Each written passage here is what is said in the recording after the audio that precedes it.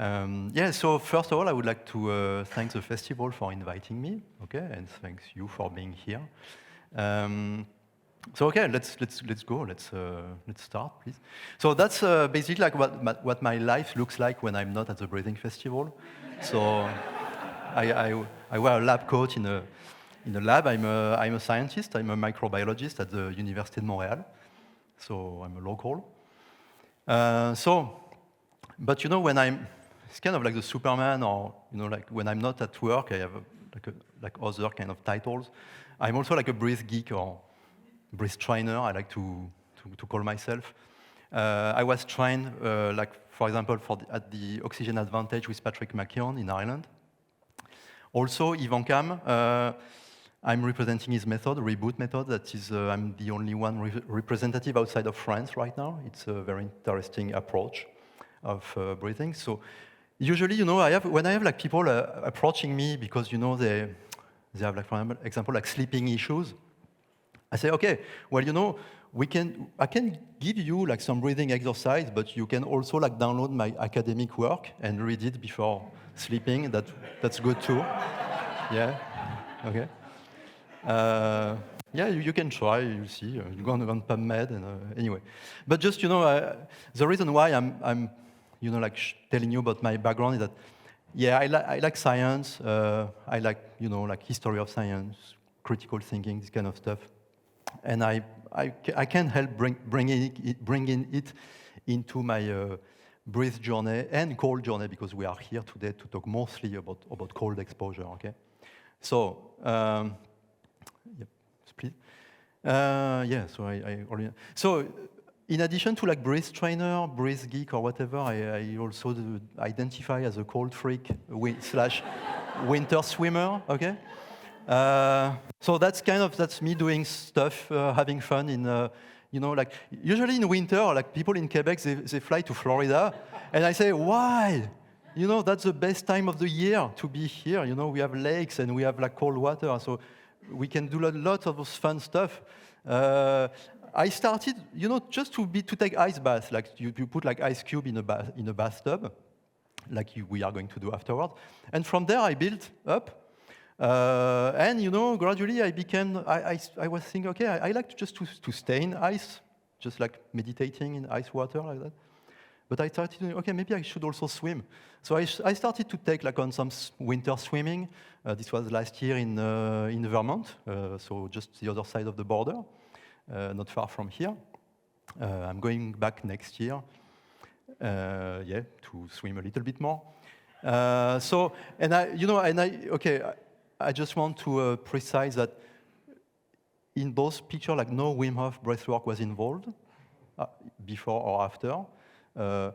I'm not trying to be provocative at all. It's just that I just want to insist that for me, I love the Wim Hof method. You know, that's my background too.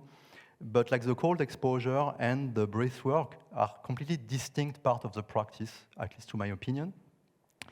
I could elaborate a long time on that, but we don't have time. So let's say it's just predominantly for safety issue, but not only. Anyway, so my journey into the cold, it started around 2016, 2019. So 2016 is when I start. Before that, I was, you know, like when I was hiking in the mountain, I couldn't help like removing my clothes and just jumping in mountain lakes. But I had no clue I was doing something like cool at that time, you know.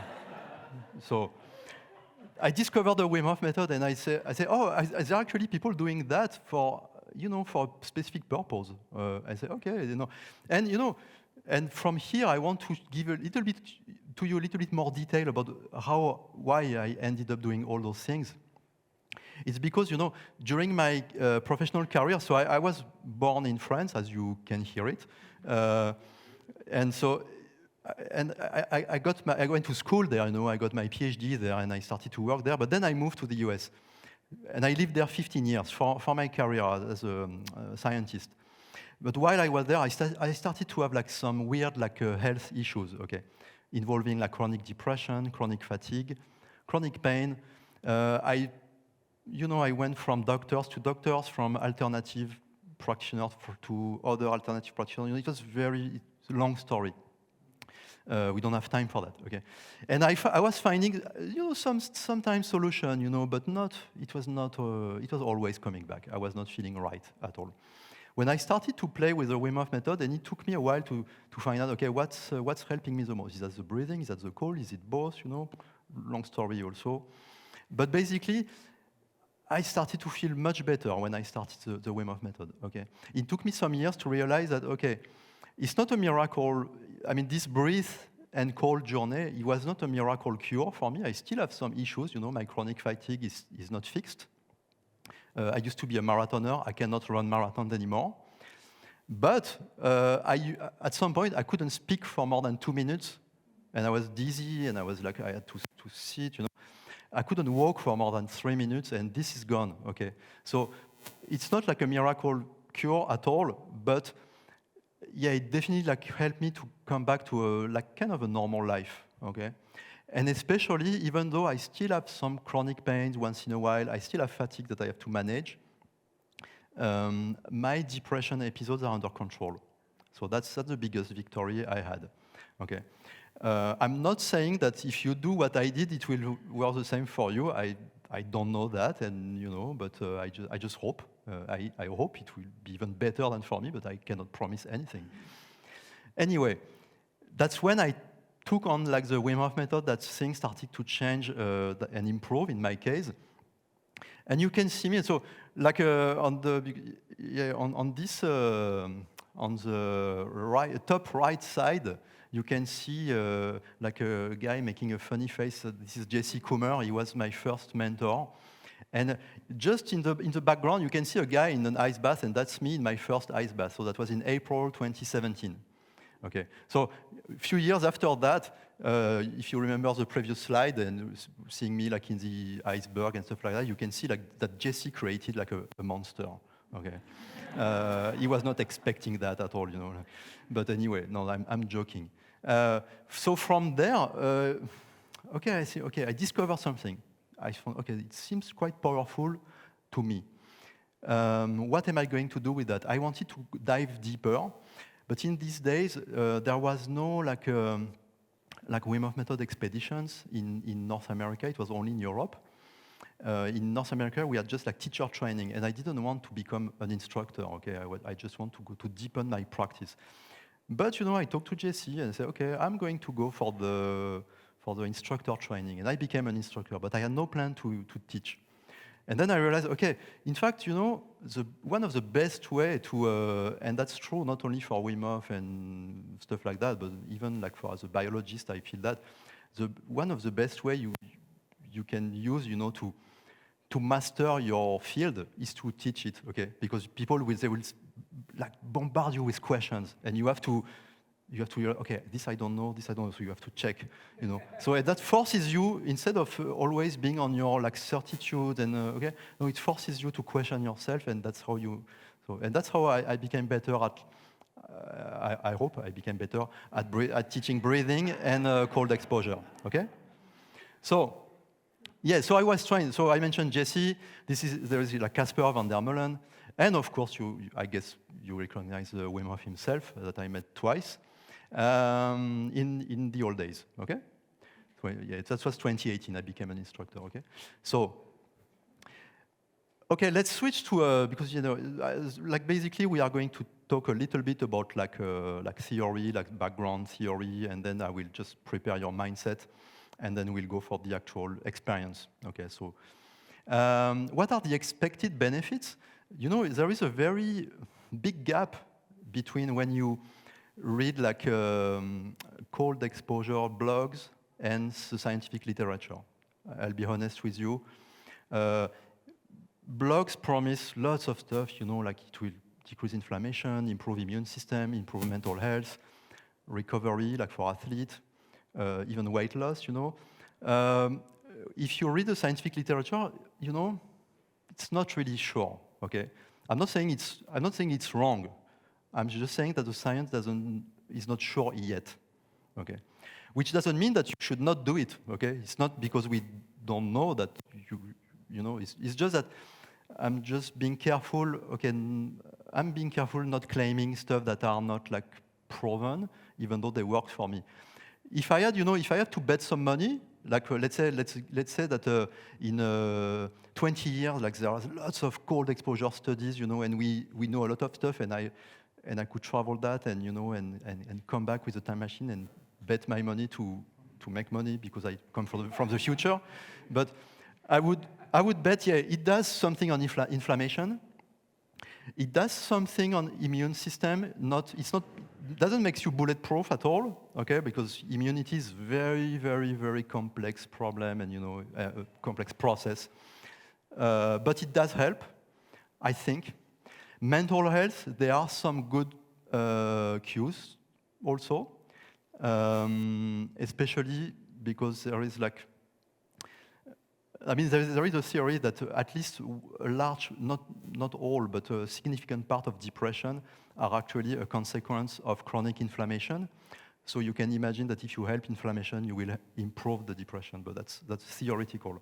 Okay, I'm saying that, if you want to know more about that, you can check the work of Mike Tipton. He's a cold exposure specialist, biologist, been doing that for like 30 or 40 years in Portsmouth in the UK. Recovery, it's been kind of known by athletes for a long time, okay? Like you put athlete at, so it's probably linked to the calming the inflammation. Also, like cold exposure with sport, there is like a whole topic on that. We don't have time to cover that. Weight loss, it's kind of obviously if you want to sell blogs, you sell like a weight loss solution that you are sure you will get clicks. I'm not really, this I would not put much money on that. When I interviewed like Dr. François Amand from the University of Ottawa, he's a cold exposure scientist. He told me that if you stay like an hour in, like let's say you don't wear clothes, and you walk by 0 degree, like by 0 to 5 degree in winter, you will consume as much as calorie as in a Timbit. So that's so for non-Canadian, so that's like a small donut, a small round donut. Okay. So if you have to stay like I don't know how many hours, just naked in the cold to lose weight, that will feel like a torture. So you won't keep on doing it. And we know that good solutions are the ones that can last. Okay. So that's why I don't bet a lot of money on that. That being said, what I notice is that people usually that are taking on cold shower and cold bath, at the same time, they also think, oh, how is my diet? How is this? Should I breathe better? Should I meditate? So it's like an overall thing. So that's why you see those people having like, oh yeah, I lost weight. Yeah, it's normal. You're not eating junk food anymore. But still, it's part of a whole life change. So that's why, I think there is something to it, but I would not.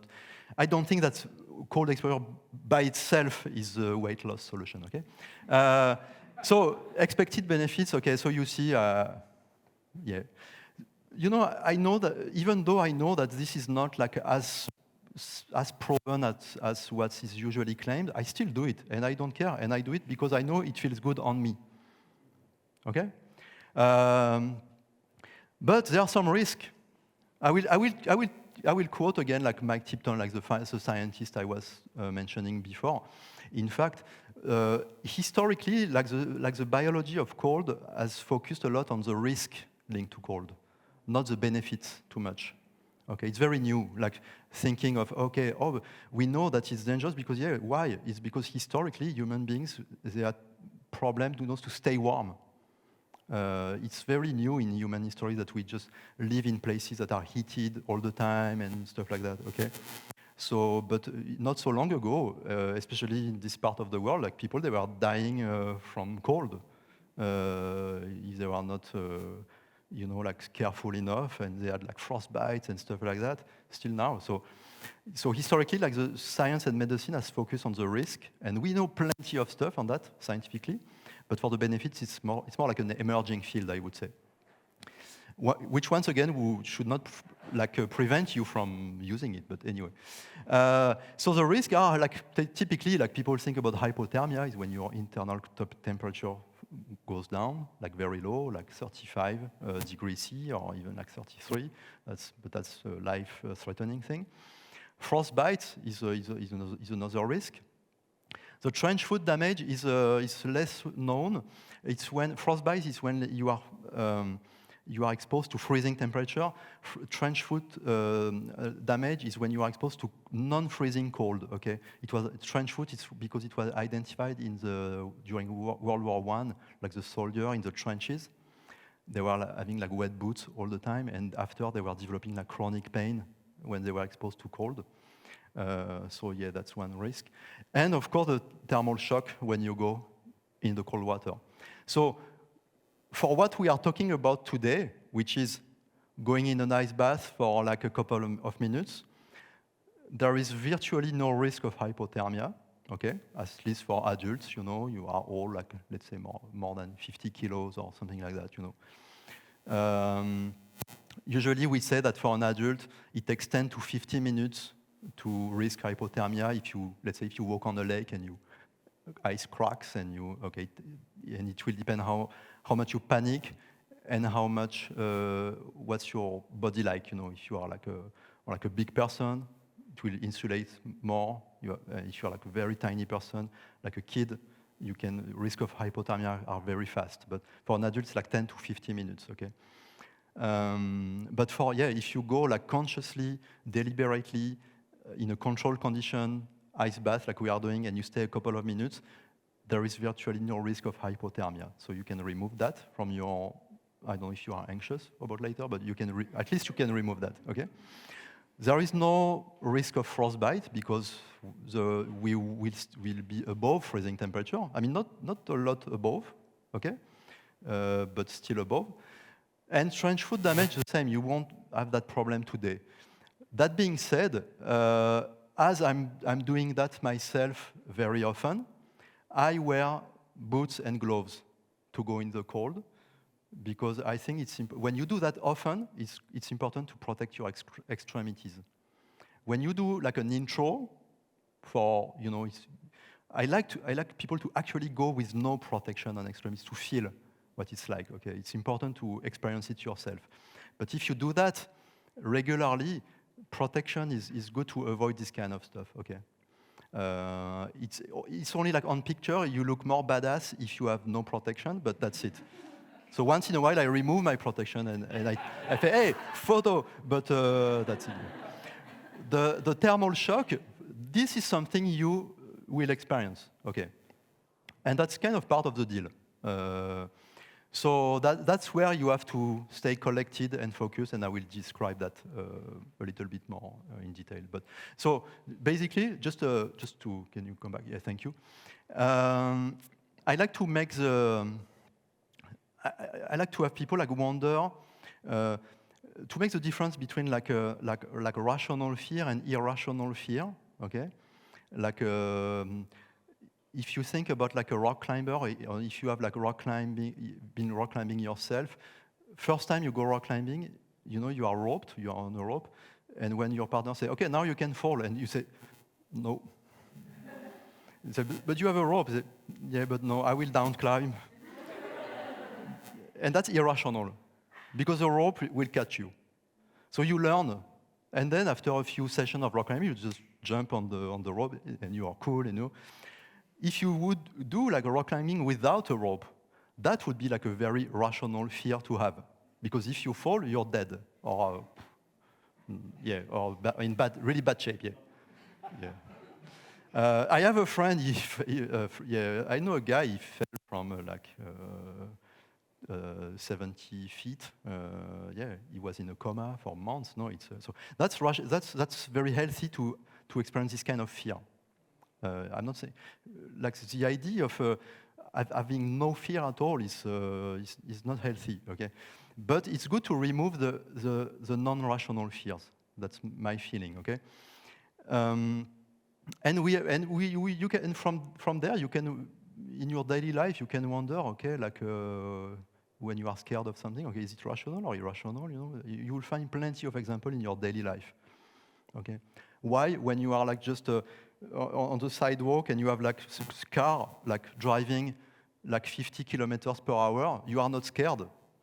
Well, because you know that yeah, you are used to it, and cars are, you know that they will stay on, you know, but if you think about it, like, if you just are here, you will die, you know, so that can be a way to be scared, but you are not, okay? Because you process that it's irrational to be, it would be irrational to be scared here, okay? So basically, if you look at this risk, there is no risk today. There is no risk of hypothermia, frostbite, or trench foot damage, okay? So we just have to work on the thermal shock. That's it. And for that, we'll do some exercise to build up heat, okay, and mindset, just being focused. And that's it, okay? When you are used to practice, you even don't need those practice. When all the picture I took before, I just meet my buddy at the beach and say, okay, let's go swimming. And we say, okay, hi, how are you? What did you do yesterday? Blah, blah, okay, and we remove our clothes and we just, okay, time to go, and we go. And the preparation takes like a couple of seconds, you know, and that's it. But it's good when you start to have some kind of ritual and to feel more confident, you know. I went through that, and that's really cool, yeah. All right? So there's still other safety concerns, okay? It's something you don't want to do if you're epileptic. You don't want to do if you are pregnant, for sure. In case of severe, there are also some conditions like severe Raynaud syndrome, cold urticaria, drepanocytosis. But to be honest, like the two first ones are the most important, because usually people, if they are not aware of that, they will show up to this kind of session and without knowing this risk, and that's not good. The other kind of people, they will never think about showing up at this kind of session because they, you know.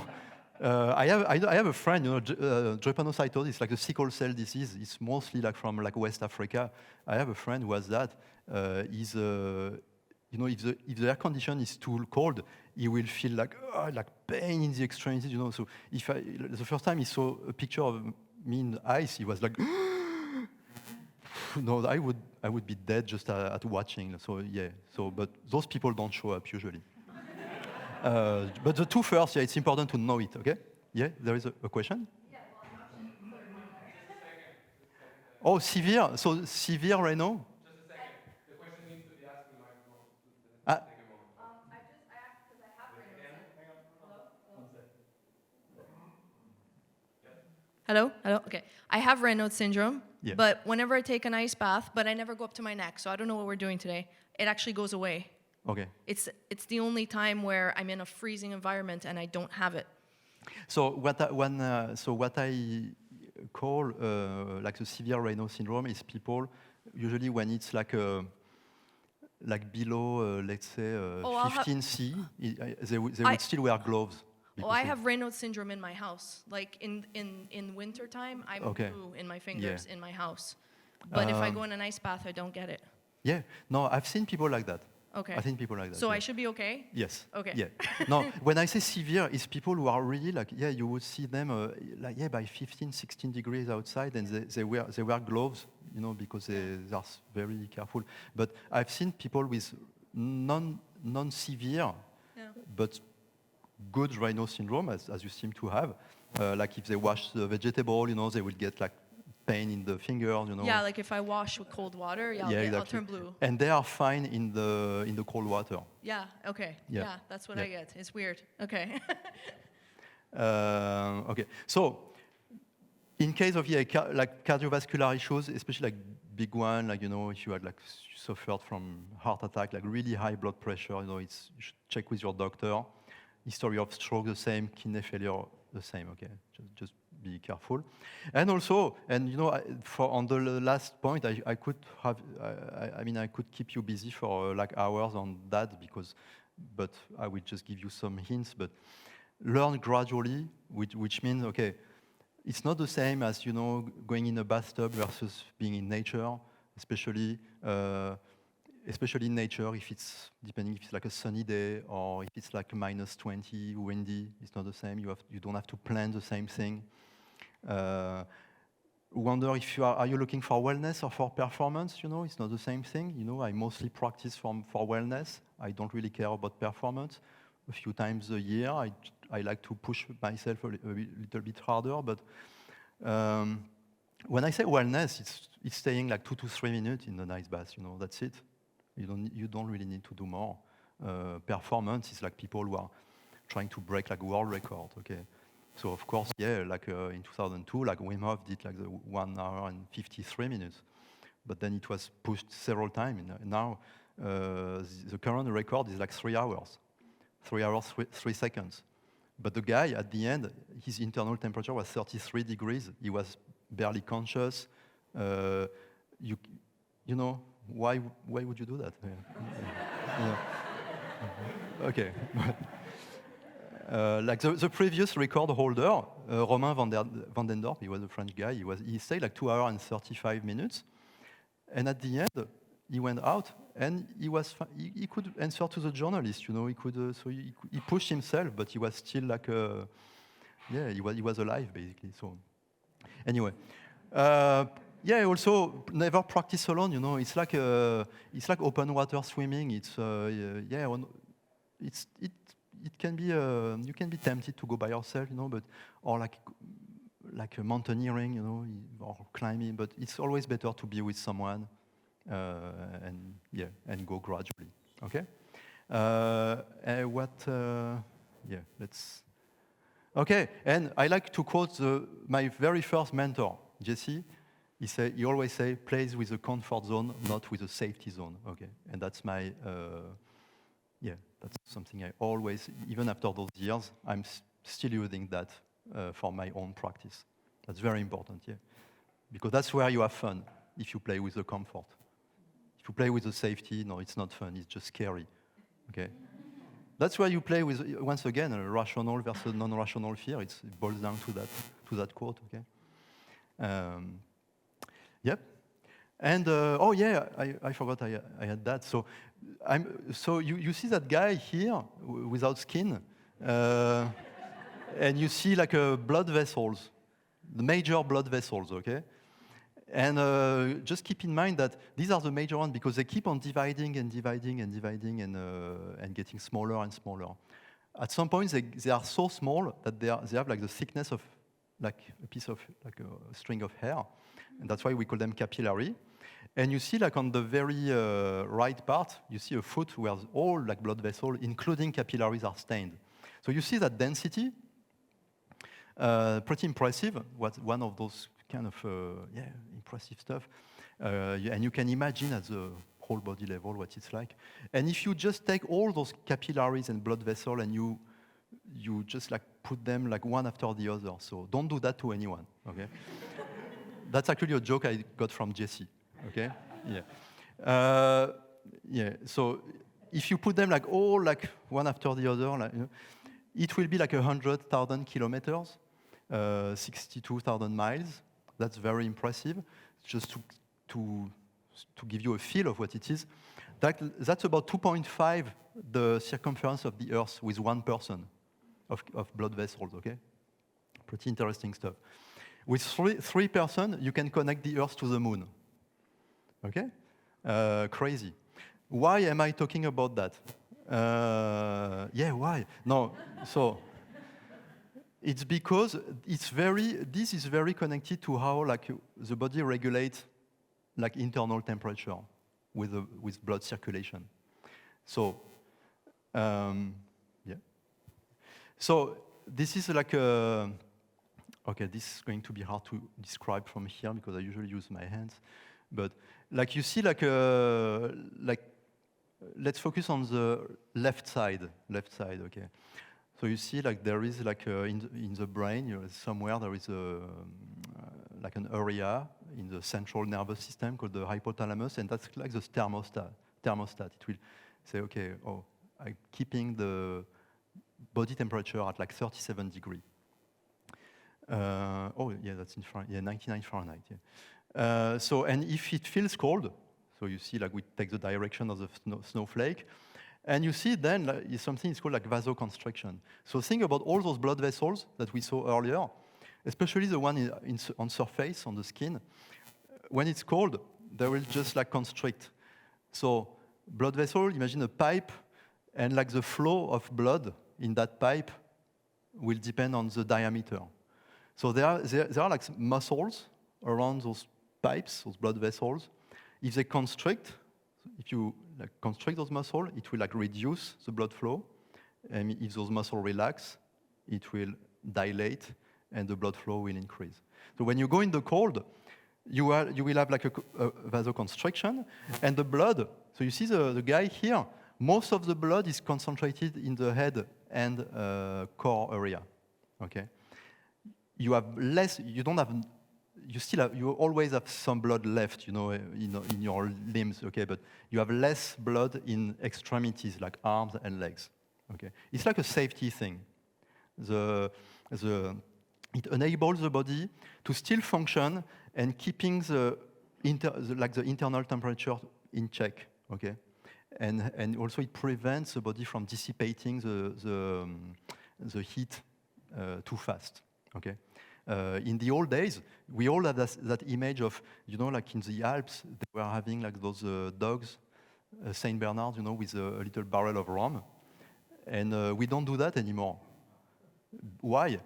Because when you drink alcohol, so you feel heat from the alcohol, like from the rum, but it's not really, you're not actually heating your body, it's just like a feeling. But what alcohol does is that it will reopen your blood vessel, okay? So the blood will go back to your extremities. So yeah, it feels good because you can use your fingers again, if you are like stuck in the mountain. But you will, at the same time, you dissipate heat faster and you are more at risk for hypothermia, okay? So that's why we don't do that anymore.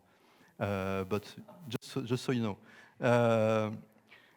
Anyway, I was getting a little bit sideways. So cold, blood is concentrated in the, let's say, like the vital parts, okay? Because let's say you lose one arm, you can still live. If you lose one head, you cannot, okay? So you have to keep that things like in shape, okay? And then, if it's getting like too cold, like the body identify like the cold environment as a threat for your internal temperature, you will start a process named thermogenesis, which is like the biological production of heat. And for that, this is a very fascinating field, but I have no time to detail it. But just keep in mind that there are like two ways of producing heat for your body: shivering or non-shivering. So shivering is when you shiver, and non-shivering is when you don't shiver, but it's when you usually, so yeah, it's when you use like some specific kind of fat, named brown fat, or also some like muscle tone also. It was demonstrated 3 years ago that muscle tone can also produce a lot of heat without shivering. And human beings are producing most of their heat by shivering, unlike mice, for example. Mice produce most of their heat through non-shivering. And that's why when it's cold for a mouse, it can still like run around and get food. For us, it can be kind of, it can be tough, okay. We are just not designed the same way. But there are like ways, if you train yourself to go to cold, like regularly, you can improve your way to activate non-shivering thermogenesis. Yeah, you can train it, and you can be better and better at it. You cannot. I don't think we will ever be as efficient as mice, but we can train it. Okay, and it seems, once again, it's also like where the science is not clear completely, but there is some interest in having like some of this brown fat. Like a better regulation of glycemia and stuff like that. Okay. I cannot go too far in details because it's more like hypothetical. So when you produce heat, your body temperature rises, and as long as you are cold, you are in that cycle. Okay. And when it's warm, so we'll go the other way. So like for example, we are in that room. I assume we are all feeling like warm enough. No, I feel I'm not sweating, but I feel I'm warm. Blood vessels are just dilated, and you see the guy on the right, the blood is evenly distributed. Okay, so when you are warm, and that helps you to dissipate your body heat and cool down. And because you will start to sweat, and the evaporation of sweat will cool you down, okay? Yeah, and as long as you are warm, it's like that, okay? So we are, you know, like in modern societies, we live with heater, air conditioner, and stuff like that. So we kind of lost some of our abilities to go from one thing to the other. I'm not saying we lost it completely, but we are not, you know, yeah, it has some perks and some disadvantage, you know. I can go really deep into that, but yeah. But when you go in the cold, like what you will do later, definitely, yeah, you'll go here, okay? So how do you go in the cold? Ice bath 101. So first you find a body. So so we have like 2 tubs, and each tub can fit like 2 people. So yeah, I'm kind of spoiling what's coming, but so you will go in pairs, 1 pair in each tub, okay? And I will time you. I will watch you. Other people will watch you, okay? And you will watch each other, okay? So that's why you find a body. Prepare your mind. So we are going to do that just after. So right now I'm filling your brain, and after I will empty it, okay? And then, what's going? Yeah, I will repeat that after, but I'm giving a first. So, and then once you have your body, you are prepared, and okay, you have. Oh, I forgot. Yeah, remove your clothes. Okay,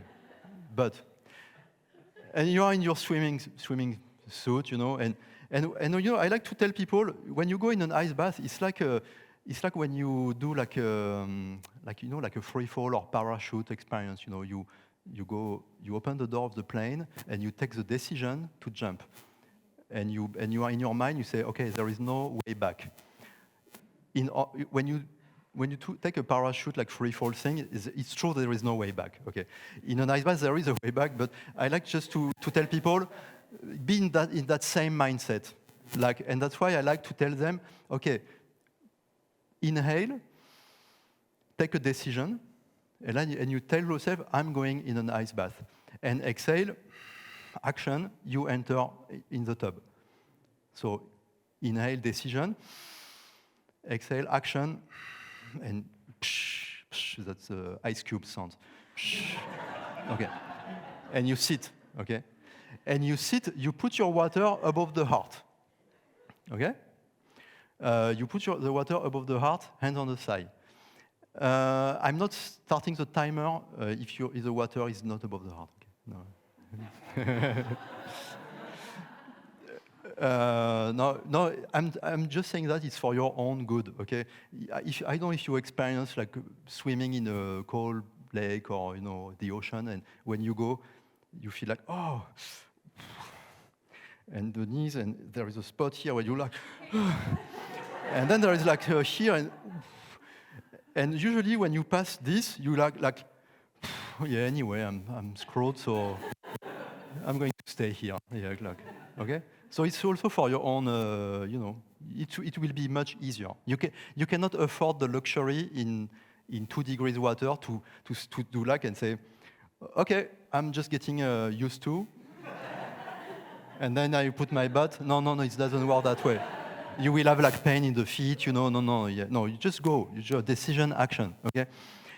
And then you observe your breathing, and it depends on the individual, but it might look like that, like, okay? I'm not really exaggerating. For some people, it might look like that, you know, and it's not. I'm not making fun. It's totally respectful. For some people, you know, you don't see anything on their face, but it doesn't mean that inside there is nothing going on. No, it varies a lot. But basically, you will experience a thermal shock at this stage. And that's normal. Someone who doesn't experience a thermal shock is a liar, you know, because, no, but seriously, you know, like, okay, going back to Mike Tipton, the scientist from Portsmouth, he says, okay, based on our evolution, we are like a primate that is feeling good by 28 degrees on a beach, barely naked, And basically, that's what we try to do when we go in vacation. Okay. Yeah, that's true. You know, wherever we live in the world, usually when people they say, "What's your dream vacation?" They say, "Oh yeah, it's a beach and it's not too cold, not too warm, and you know, and by the water and stuff like that." So, no, we are not. It's not. We are not ready for that. That's why. But that's why we can play with that, and that's why it's fun. Okay. So you observe your breathing, and you will observe this like panic kind of mode, and that's where you have to take control, because you will hyperventilate, or you will be, There are two things, like the blood flow is reduced by like 30% when you go in ice bath. It's due to like some neurotransmitter and hormones. It's like noradrenaline is having a spike, and that will change your blood flow to the brain. If you hyperventilate, it's making the thing even like worse, you know. So that's when you want to take control and breathe slowly, okay? And just to go back to what I was saying earlier, like for an adult, if you are like a average adult, if you fall into the ice, I was saying that you have 10 to 50 minutes to go out of the water before you have actually hypothermia. And that's something the firefighter says in Canada, for example. And guess what's the first advice the firefighters they give to people who fall in the ice? They say, slow your breathing, calm down. Yeah. It's not about breathing technique, it's just about, don't panic. Take control. That will improve your chance of survival if you just are, if you fall across the ice. So you will observe that in controlled condition, and take control of your breathing. So usually what I like to do, what I suggest to people is just like inhale lightly, like a light inhale, and just exhale slowly, relaxing, and try to keep it like that. And that's it, and observe. And then you wait for the Pink Floyd moment. So that is it's something. So when I did my first ice bath, 2017, after 1 minute, I started to think again, and I had a Pink Floyd song. Okay, it was Comfortably Numb. So, and from that day, I think, okay, this is a Pink Floyd moment. So some people will. So maybe you will have like a. I cannot promise you will have Pink Floyd coming up. You know, it might be something else. You don't have. You know, maybe it will be like a stupid song, or you know.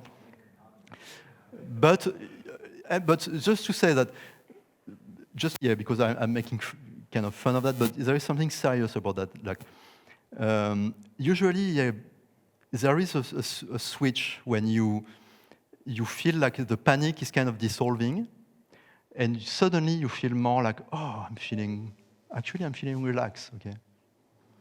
And that's something that's a really nice moment, okay?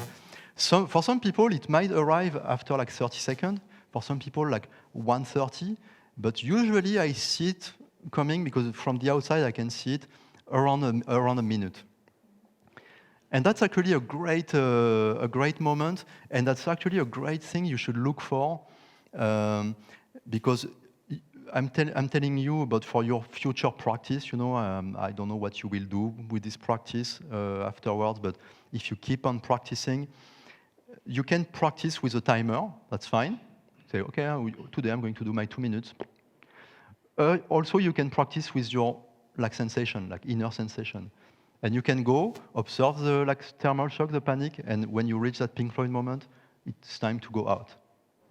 That's all. That's some kind of practice I also do myself. Okay, if I don't have my phone or you know. So yeah, that's a good thing. And stay focused before, during, and after. Okay. So before we are going to work on that. During you will be focused because there is. Yeah. No. That's. It's not ice bath is not a place where you think about your grocery list or stuff like that. So you will be focused, I promised. And after, and that's more of like a beginner's mistake, let's say, to think that okay, I'm out of the ice bath, so I'm good, I'm done. No, in fact, the cold exposure is kind of like sustained a little bit. So it's not like solid science, but usually we say that if you stay like 2 minutes, spend like 4 minutes being focused afterwards, 4 to 5, something like that. It's not really, okay. And also it depends, if it's like a warm day, it's not the same as if it's like a -20 snowstorm, okay. So adapt yourself, but stay focused. And don't forget like those 3 rules. Don't fight the ice, you will, usually like the reaction of panic when you're in the ice is to fight back, but you cannot fight the ice. Yeah, but just on the other hand, try to surrender. Just say, okay, well, there is nothing I can do. I'm not going to heat up that water with my own heat. So yeah, I should just relax, okay? And don't overdo it, okay?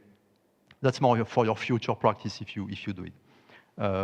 When you reach that relaxation / Pink Floyd moment, it's usually tricky because it's where you feel, oh, now I know I can stay for a long time because I'm relaxed, but that's where you don't realize it, but you're starting to get cold and cold and cold. So that's where you have to be experienced enough to decide, okay, no, I think it's enough. Even though I feel good, I should go out because, like I made like 2 minutes ice bath in my life.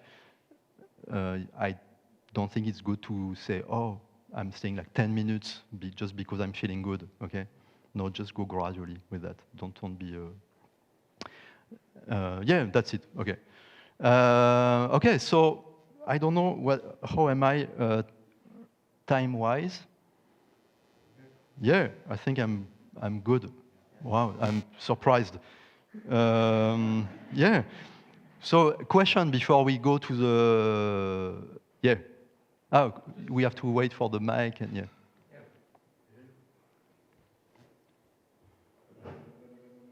Because I forgot to mention stuff. So if you can brought up, yeah.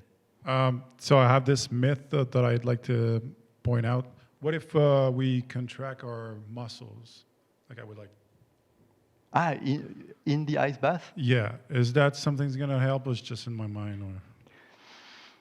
That's a good question. So usually for what we are training for here, it's like a short immersion, like 2 minutes. So we are more focused on relaxation. That being said, what you mentioned, when I was talking to like the scientist of Ottawa who is working on cold exposure, and when he works with like NATO soldiers who are like based in the Arctic Circle, I know like he showed them like ways to produce heat by like contracting their muscles. Okay, but that's a different thing. It's more like when you are exposed to long-term cold, and you still need to be functional, because like you are a soldier and you need to check if like the bad guys are coming. But when you are in an ice bath for a relatively short period of time, you will try to be more like relaxed. That's more like the goal.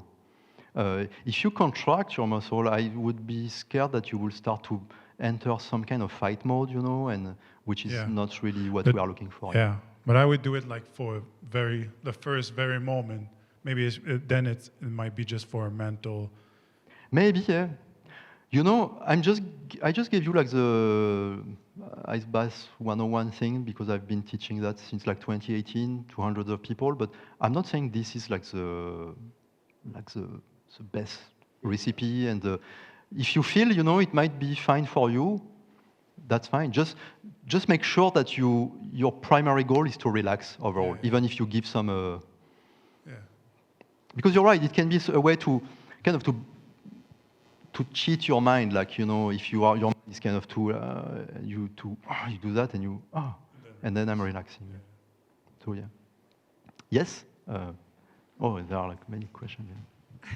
Yeah. I just have a comment in regard to how it affects. I'm fascinated with fascia, connective tissue, and it responds to temperature and pressure.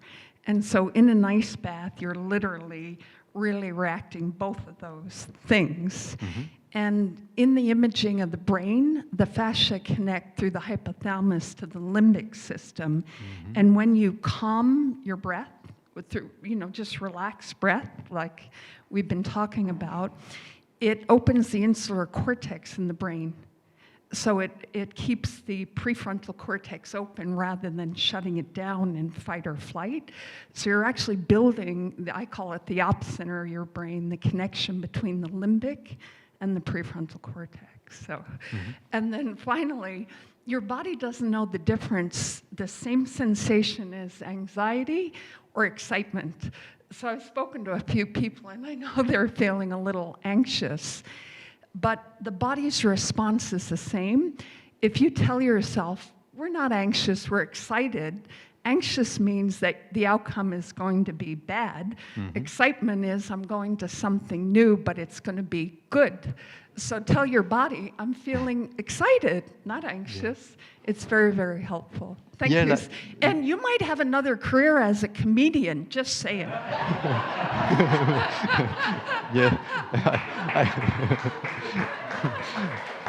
I never heard that before.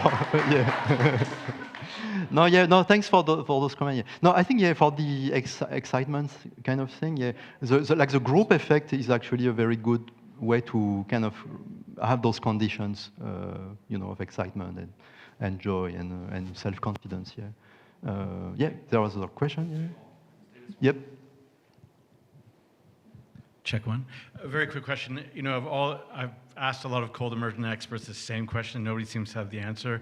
When people get out, we call it the lobster effect. They look kind of reddish. Oh yeah. Why? Why do people look like lobsters? Oh, so you remember this kind of vascular system, gymnastic, like vasoconstriction, dilation? I think that as soon as you go out, you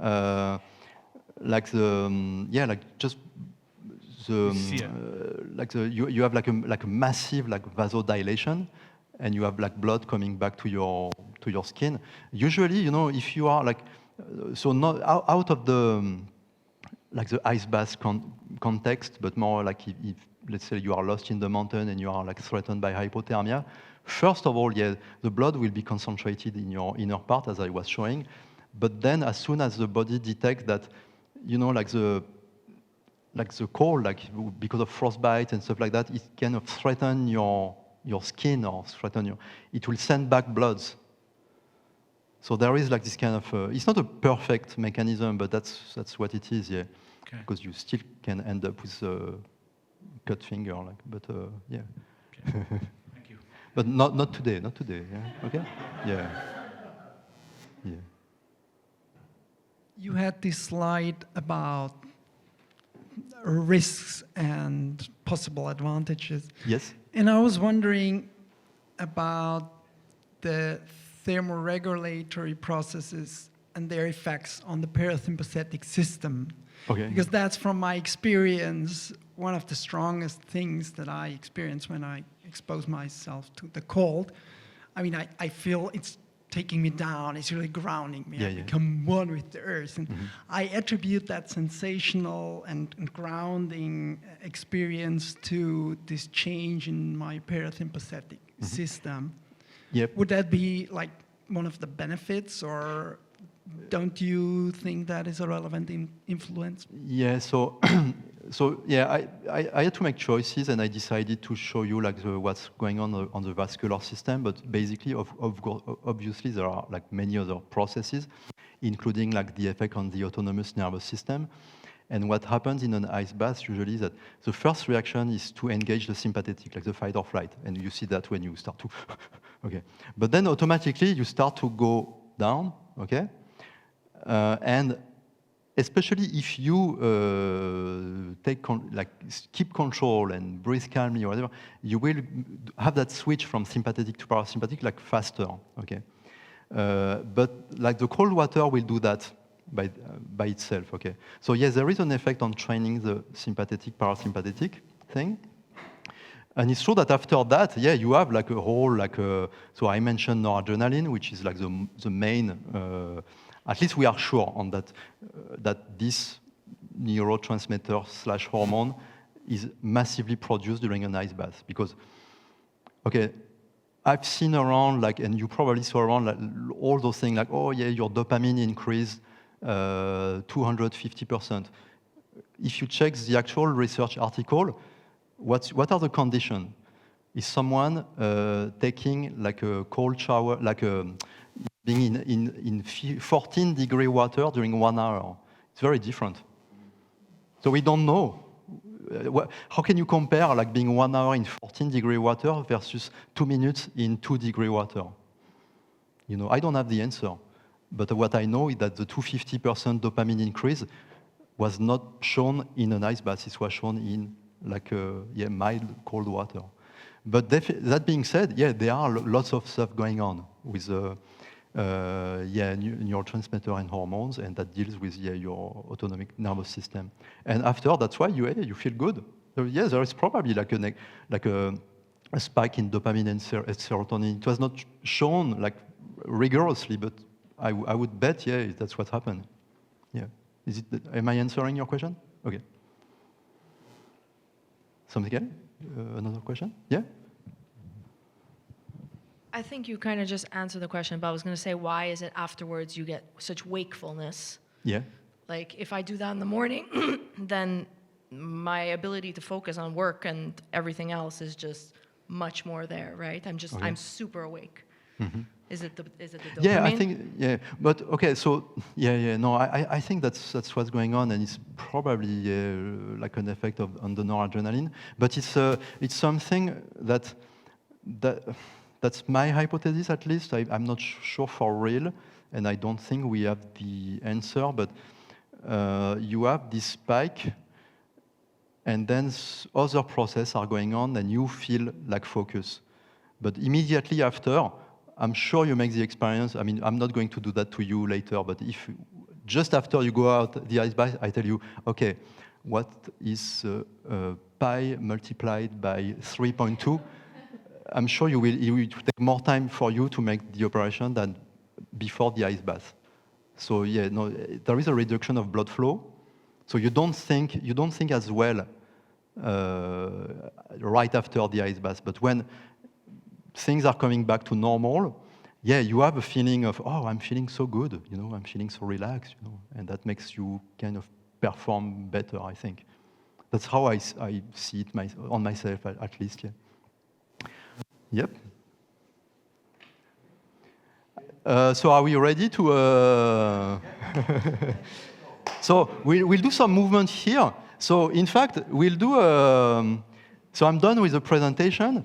You will have basically to stand and we can keep the chair, you know, we don't have to move things around. Just make sure that you have enough room, you know, like kind of spread yourself, you know, just don't be afraid to, if you touch your neighbor, you know, you can, everybody can see me. So just start, like feet about like hip width, okay? And relax your knees like that. Chin a little bit tucked, but relax, you know, nothing. And you will start to like inhale and just let go and do with that movement here, like.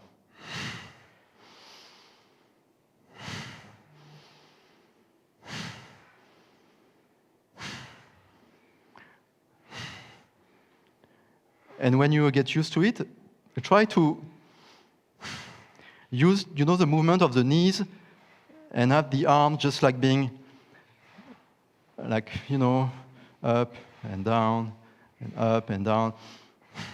So when I'm speaking, I don't breathe properly, but you see what I mean. Okay? And don't hesitate to kind of exaggerate the movement on the knee, not too exaggerated, okay? And when you want, if you want to, give more amplitude by just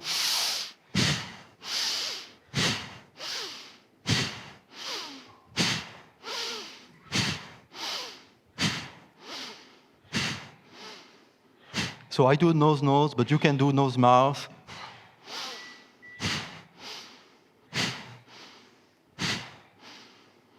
You can adjust the width of the feet if you want, just to make sure that you are like relaxed enough. And observe that, you can adjust the speed also, because, I'm being like 1, 2, but you can go a little bit faster, like.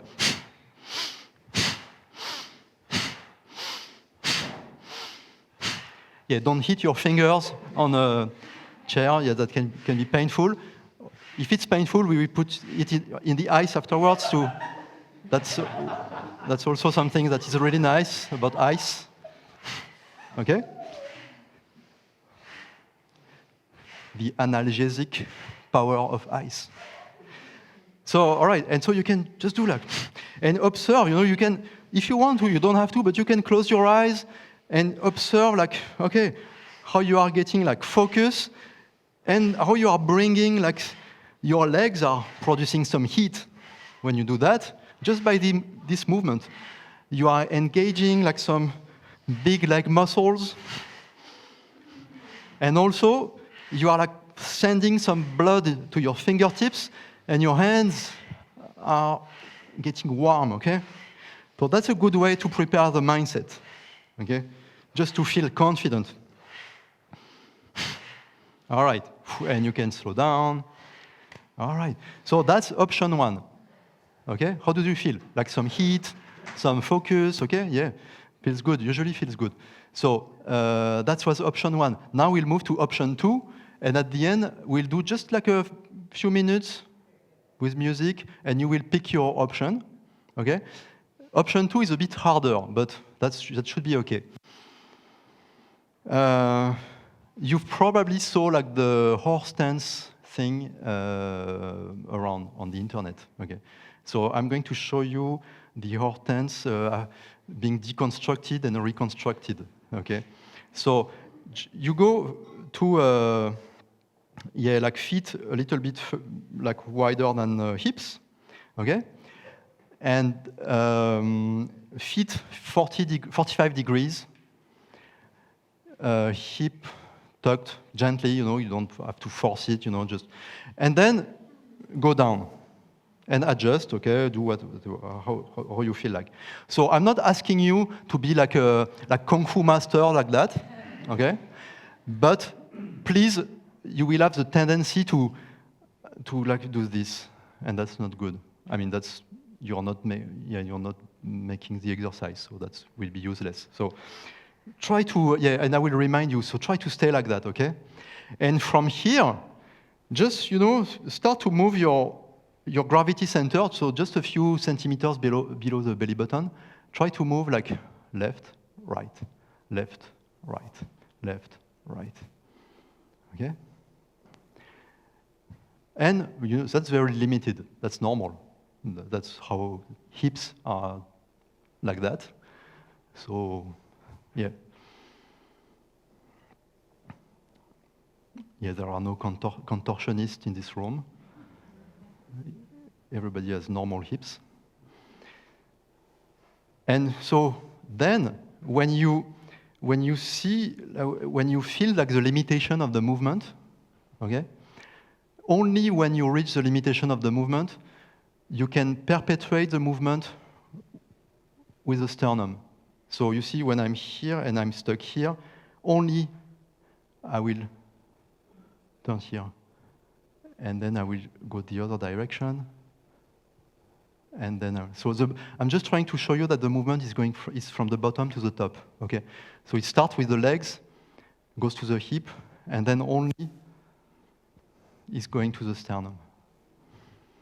And when you do that, you're producing more and more heat because you engage lots of big muscles from the legs, core. The next stage, so you engage the hips, sternum, and you can use your head.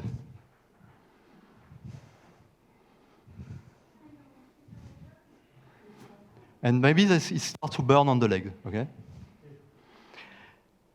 And then the arm are actually, and the hand especially, are actually just like the final expression of the movement. So when you are at the very end, just throw your arms. And at the beginning, you can do just like some kind of random stuff. And when you feel the movement is getting more fluid, you can start to do like an air slap. Okay? Don't slap your neighbor. Don't slap your body. Okay? So, but once again, stay low enough on your legs, and the movement starts from the bottom, and it's going up. All right. And then we will do some kind of breathing pattern here, because that will help you to keep the movement for a long time. So for that, when you are at the end of the movement, when you are like here, you will just like exhale, like and you will feel like contraction, like, and here you relax, and when you relax, air will come in naturally. So.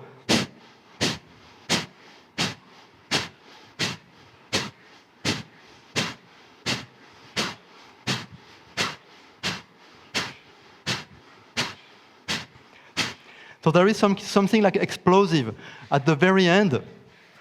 You just like engage like core muscle, exhale, like suddenly, and when you relax, the air will just come back naturally.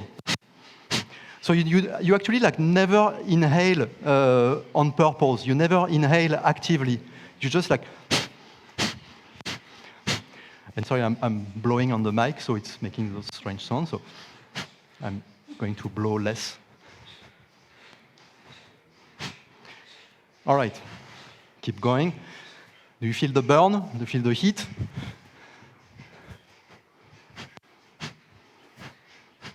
And since you are not like actively inhaling, you are not hyperventilating basically, or you should not.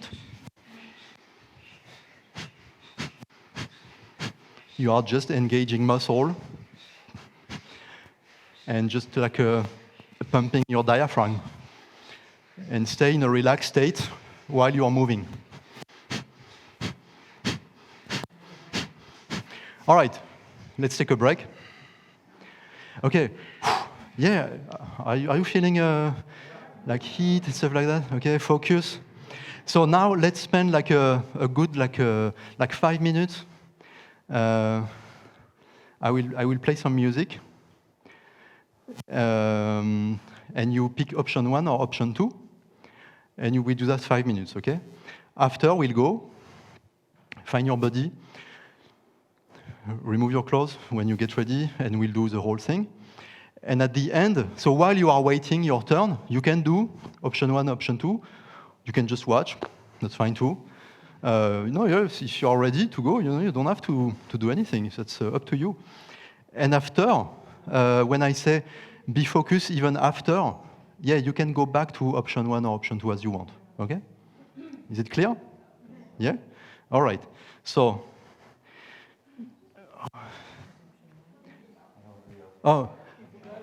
option, yeah, that's, okay. Someone is asking what is option 1. So, that's, so because earlier I was saying, okay, I filled your brain and now I have to empty it, but I was not expecting I went to, yeah. So I'm going to put my timer. So pick your option. And we'll do like a good 5 minutes.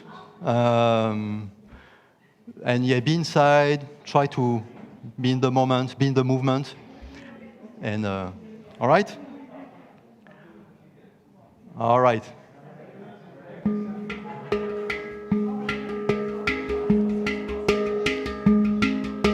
All right, option 1 or option 2, your choice.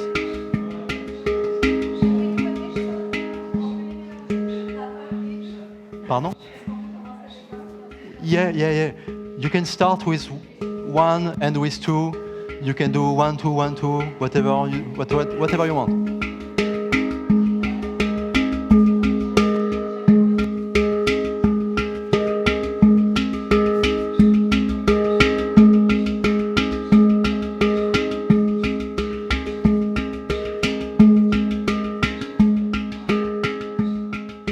All right, be inside.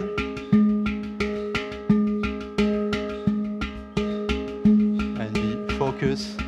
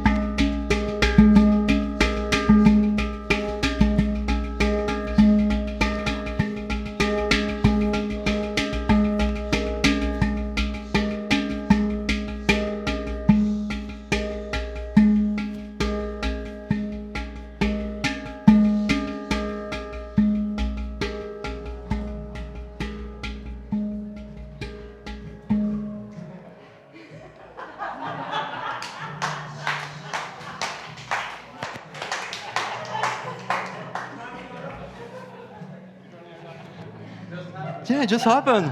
The Pink Floyd moment. Wow.